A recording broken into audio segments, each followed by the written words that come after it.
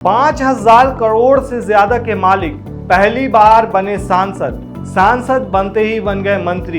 ये कहानी है उस हीरो की जो विदेश को छोड़कर देश की सेवा के लिए भारत लौट आए और फिर संघर्ष करते करते वहां तक पहुंचे। पहले हारे लेकिन हार नहीं मानी। ये कहानी है आंध्र प्रदेश के गुंटूर से पहली बार सांसद बने फिर मंत्री बने चंद्रशेखर पेम्मासानी की। चलिए आज जानते हैं आखिर ये शख्स यानी कि ये शख्सियत कौन है। दरअसल लोकसभा चुनाव 2024 संपन्न हो चुका है। इस चुनाव में अगर कोई पार्टी हीरो बनकर उभरी है तो वो है टीडीपी और जेडीयू।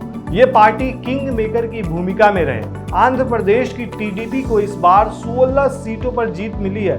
टीडीपी एनडीए का पार्ट थी, जहां एक तरफ बीजेपी को काफी सीटों का नुकसान हुआ है, वहीं एनडीए में रहते हुए टीडीपी ने अपना परचम लहराया है। इन्हीं 16 सांसदों में से एक हैं टीडीपी के सीनियर नेता पेम्मासानी चंद्रशेखर। टीडीपी के वरिष्ठ नेता पेम्मासानी चंद्रशेखर ने लोकसभा चुनाव में जीत दर्ज कर सांसद और फिर मंत्री बने हैं। मोदी सरकार के तीसरे कार्यकाल में उन्होंने मंत्री पद की शपथ ली। आंध्र प्रदेश की गुंटूर लोकसभा सीट पर तेलुगु देशम पार्टी ने पेम्मासानी चंद्रशेखर को उतारा था, जहां पार्टी की उम्मीदों पर खरा उतरते हुए पेम्मासानी चंद्रशेखर ने भारी मतों से जीत दर्ज की है। उन्होंने वाईएसआर कांग्रेस पार्टी के उम्मीदवार किलारी वेंकट रोसैया को हराया है। सबसे बड़ी बात, उन्होंने रोसैया को 3 लाख से भी ज्यादा वोटिंग के अंतर से हराया है। जी हाँ, आंध्र प्रदेश में 16 सीटों पर जीत हासिल करने वाली टीडीपी के भी 2 सांसद ने मंत्री पद की शपथ ली है। श्रीकाकुलम सीट से सांसद राम मनोहर नायडू कैबिनेट मंत्री और गुंटूर से सांसद चंद्रशेखर पेम्मासानी राज्य मंत्री की शपथ ली है। पेम्मासानी की कहानी काफी दिलचस्प है।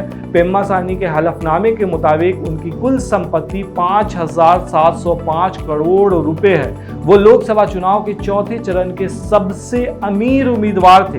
पेम्मासानी ने 1999 में NTR university of health sciences से एमबीबीएस की पढ़ाई पूरी की थी। उसके बाद 2005 में अमेरिका के पेंसिल्वेनिया में गेजिंगर मेडिकल सेंटर से इंटरनल मेडिसिन में एमडी की डिग्री ली। विदेश में रहने के बावजूद पेम्मासानी ने गुंटूर से संबंध बनाए रखे और अब वो यहाँ से चुनकर देश की सबसे बड़ी पंचायत में पहुंचे हैं और उसके बाद मोदी सरकार यानी कि 3 में मंत्री बन रहे हैं। ऐसा नहीं है कि पेम्मासानी ने हाल ही में राजनीति में एंट्री ली हो, वो टीडीपी के एक्टिव कार्यकर्ता रहे हैं। राजनीति से हटकर देखें तो डॉक्टर पेम्मासानी को अच्छे व्यापारी के रूप में जाना जाता है। वो यू वर्ल्ड के संस्थापक हैं और सीईओ हैं, जो एक ऑनलाइन शिक्षण मंच है जो छात्रों को विभिन्न प्रतियोगी परीक्षाओं की तैयारी में मदद करने में सहायक रहा है। उन्हें पहचान तब मिली जब उन्होंने 2020 में young entrepreneur of the year award जीता।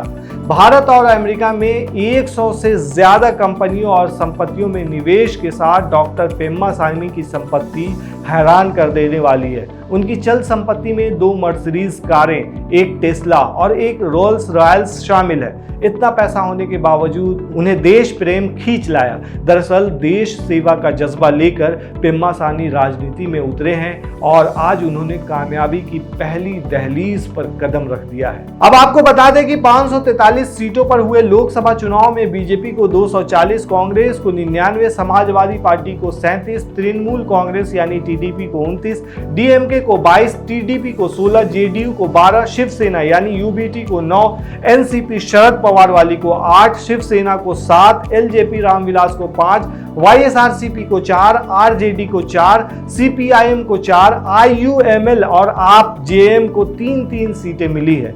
इसके अलावा पवन कल्याण की जनसेना, सीपीआईएमएल, जेडीयूएस, आरएलडी, जेकेएन को 2-2 सीटें मिली है। कुछ पार्टियों को 1-1 और 7 निर्दलीय इस चुनाव में जीते हैं। लेकिन इस बार पेम्मासानी की खूब ज्यादा चर्चा हो रही है क्योंकि उन्होंने अमेरिका में रहते हुए और वहां से आने के बाद उन्होंने अपनी राजनीति यहां से करने की शुरुआत की, यानी कि आंध्र प्रदेश से शुरुआत की।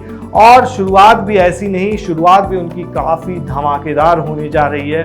मतलब वो पहली बार सांसद बने और सांसद बनने के साथ ही अब मंत्री पद भी संभालने जा रहे हैं। आप क्या सोचते हैं दोस्तों इस पूरे मामले पर, हमें कमेंट में ज़रूर बताएं। शुक्रिया।